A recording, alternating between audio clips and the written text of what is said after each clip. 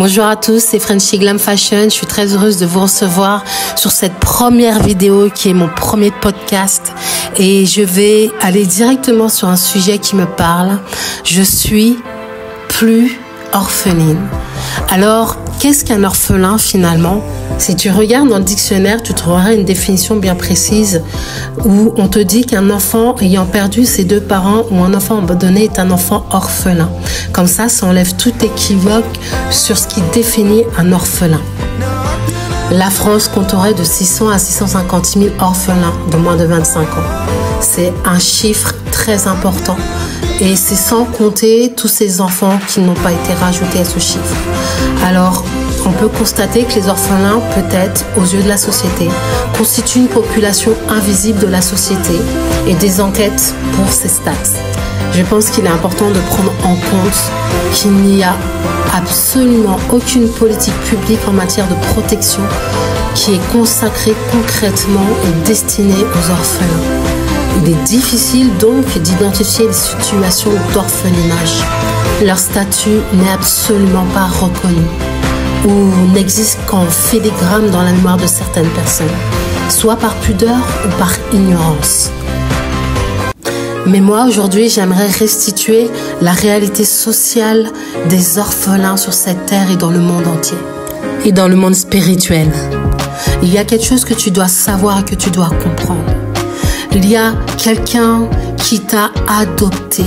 Il y a quelqu'un qui t'a recherché. Il y a quelqu'un qui t'a protégé. Il y a quelqu'un qui est venu te récupérer.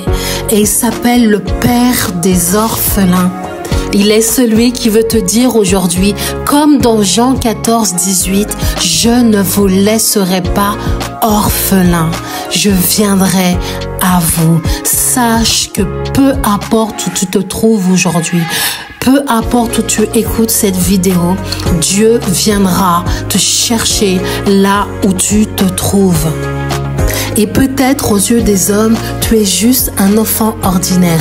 Mais aux yeux de Dieu, tu es un enfant extraordinaire, avec un destin bien particulier, avec un appel bien spécifique. Tu as été prédestiné dans son amour à être son enfant d'adoption par Jésus-Christ, selon le bon plaisir de sa volonté. Et c'était sa volonté que tu deviennes son enfant par adoption. Alors ne crains point, car ton Père a trouvé bon de te donner le royaume. Comme dit Luc 12, 32, ne crains point, petit troupeau, car ton Père a trouvé bon de te donner le royaume.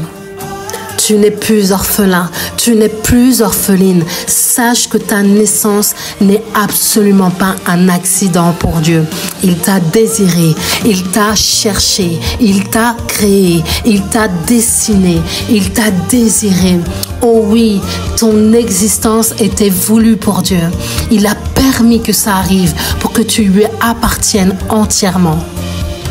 Dès que cette société a voulu te mettre cette étiquette d'orpheline ou d'orphelin, Dieu à ce moment-là précis t'a déjà adopté. Tu es devenu son enfant par adoption.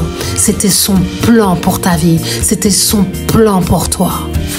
Dieu défendra ta cause parce qu'il est le Père des orphelins.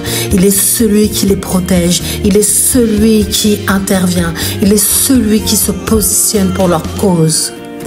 Il est ton Père et tu peux l'appeler Papa. Il sera toujours là, prêt à te prendre dans ses bras. Il a décidé de marcher sur l'indifférence de ce monde et te donner tout son amour, toute sa compassion.